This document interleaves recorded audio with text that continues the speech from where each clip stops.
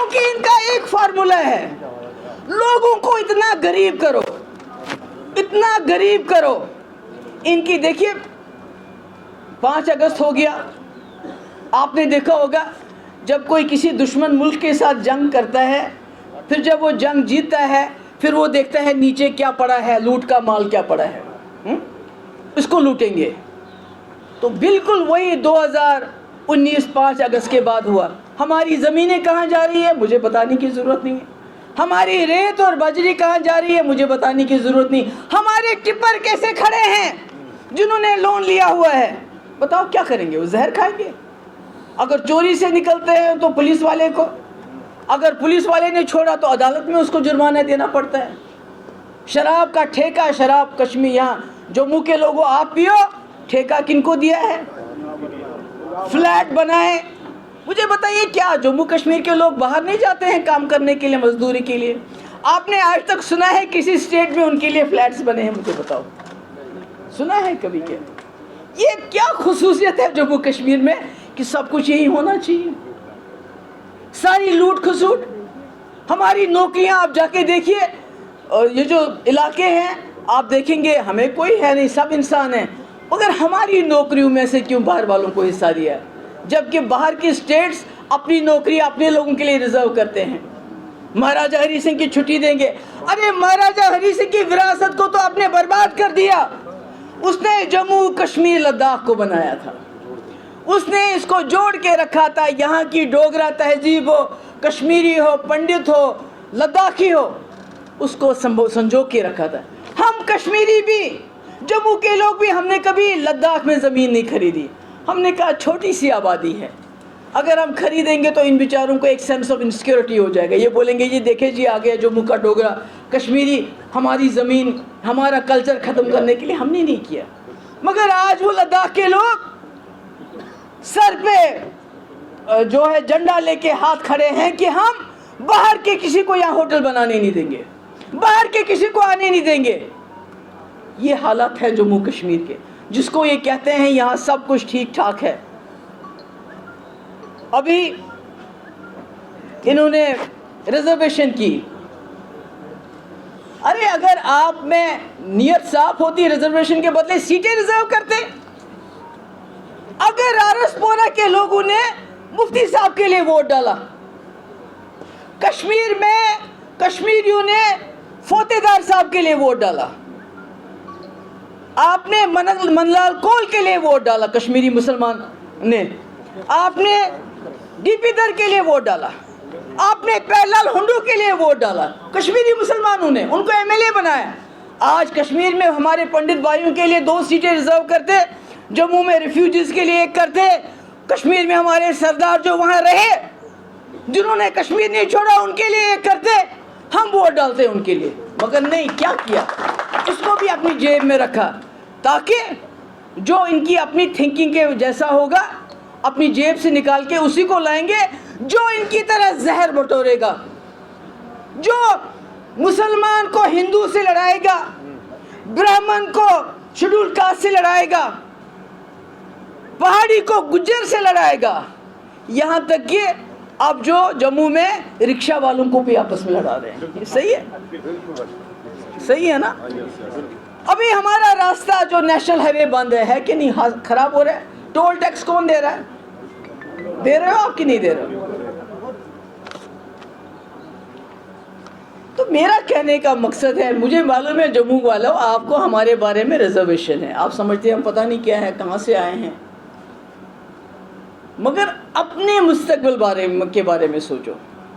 इन्होंने पूरे मुल्क को बर्बाद कर दिया। जो जवाहरलाल नेहरू ने बनाए थे इंस्टीट्यूशंस, इन्होंने एयरपोर्ट भेजा, LIC भेजा, रेलवे भेजा, सब कुछ भेज दिया इन्होंने, कुछ नया नहीं बनाया।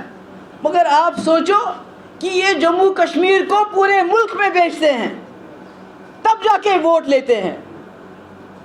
अरे मुझे बताओ, ये समझ नहीं आती आप लोगों को कि इन्होंने पुलवामा के जो शहीद, उनको भी बेच के वोट मांगे कि नहीं मांगे?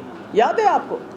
हाँ, उसके बाद मुझे बताइए, वो तो उसके बारे में पुलवामा में क्या हुआ वो मैं नहीं बोलूँगी, वो सत्यपाल मलिक बहुत अच्छी तरह बोलते हैं। उसके बाद बालाकोट हुआ, उसमें भी वोट ले लिए।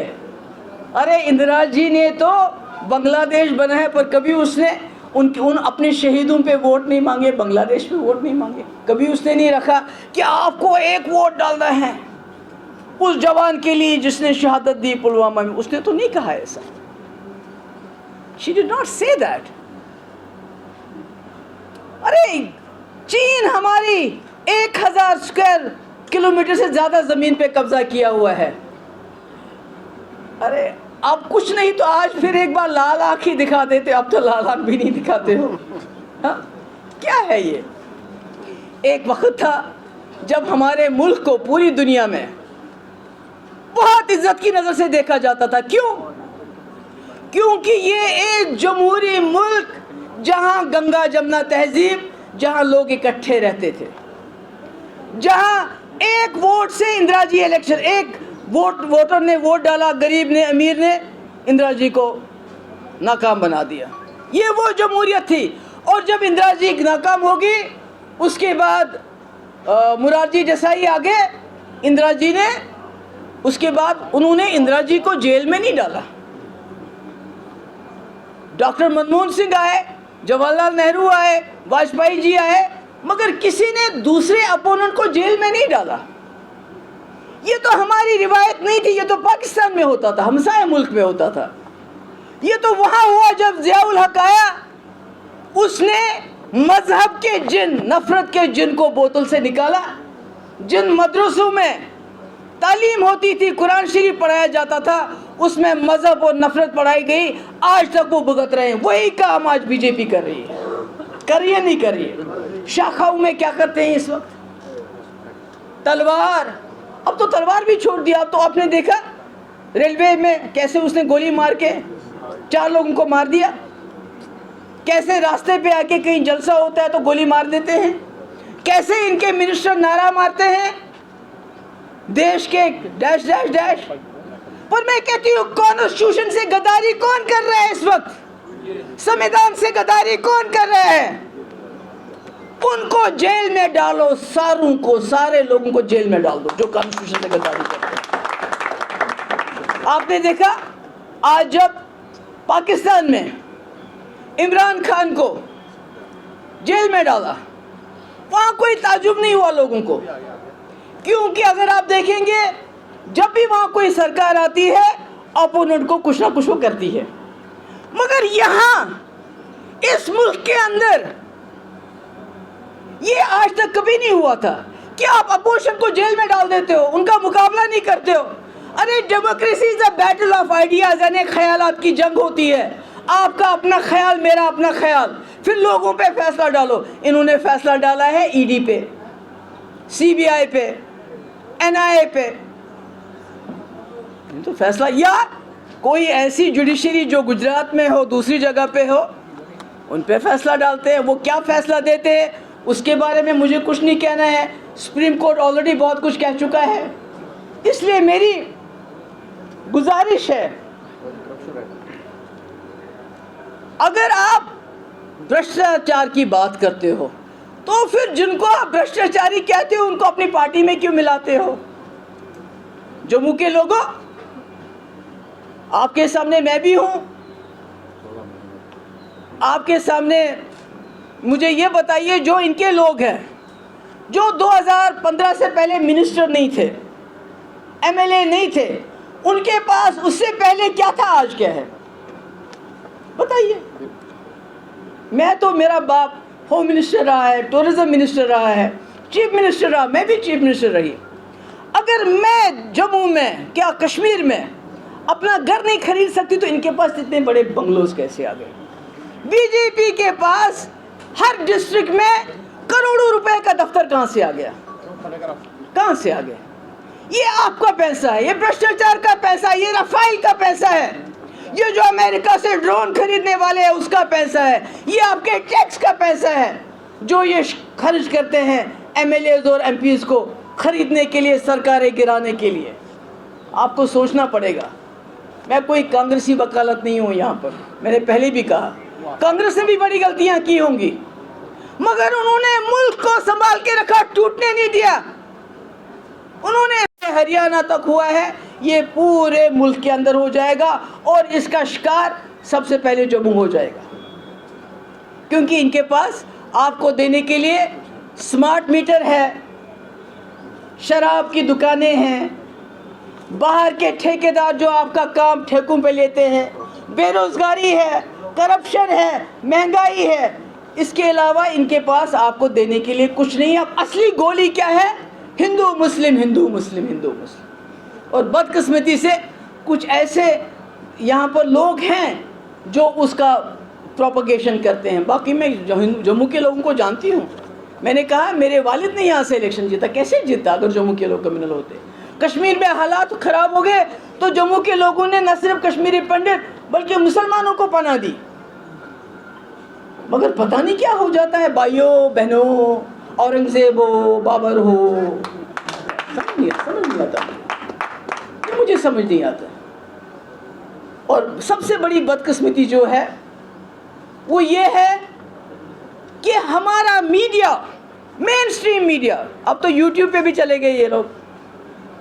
आपने देखा जब आप एडवर्टाइजमेंट देखता है इनका, बेटी पढ़ाओ बेटी बचाओ, मगर जब उनका मेंबर पार्लियामेंट हमारी बच्चियों का, पहलवान बच्चियों का, उनके साथ गलत करके सीना तान के चलता है, तब वो एडवर्टीजमेंट याद नहीं आता। उस पर अरबों रुपए खर्च होता है, बाथरूम से लेके हवाई जहाज तक एडवर्टाइज है कि नहीं? बाथरूम में तो नहीं होनी चाहिए थी फोटो इनकी, वहाँ भी लगा के रखी, क्या करें? ये बड़ी मुसीबत है। मेरे कहने का मकसद है जो मीडिया है, जो वॉच डॉग होता है, जिसका काम होता है नजर रखना। अन्ना हजारिया कभी कामयाब नहीं होता अगर मीडिया उसका साथ नहीं देता। राहुल ने इतनी बड़ी यात्रा चलाई, मेन स्ट्रीम मीडिया कहीं नहीं था, आज भी मेन स्ट्रीम गायब। क्यों? क्योंकि जो बड़े बड़े उद्योगपति है ये मीडिया सब उनका है, इनको तनख्वाह से काम, बेचारों उनको ये क्या करेंगे? इनको वहीं से डायरेक्शन मिलती है कि शाम को 9 बजे हिंदू मुस्लिम, हिंदू मुस्लिम, इसके बगैर कुछ नहीं करना है। कुछ मुसलमान किराएदार रखे हैं इन्होंने दाढ़ी वाले, और कुछ हिंदू लोग जो आपस में टीवी पे झगड़ा करवाते हैं। वो कोई मुसलमान मौलवी मुसलमान नहीं होता है, और वो कोई हिंदू मेरा हिंदू नहीं होता, जो वहाँ पर वो सिर्फ पैसा लेके टीवी पे बैठते हैं लड़ाने के लिए, लोगों के ऊपर जहर डालने के लिए। इसलिए मैं अपने वर्करों को, आपको मैं कहाँ से ज़बान लाऊं, मैं आपका शुक्रिया अदा करूं। इन मुश्किल हालात में, कश्मीर में तो सही, मगर जम्मू में भी आपने इनका नाक में दम करके रखा कि इनको आपको बंद करना पड़ा अंदर। डेमोक्रेटिक पार्टी मैडम महबूबा आगे चलो। अब मेरा ये है कि लोकल बॉडीज के इलेक्शन आने वाले हैं, पंचायत के इलेक्शन आने वाले हैं। आप जीतो या हारो, मगर मैं चाहती हूँ मेरा वर्कर मैदान में जाना चाहिए।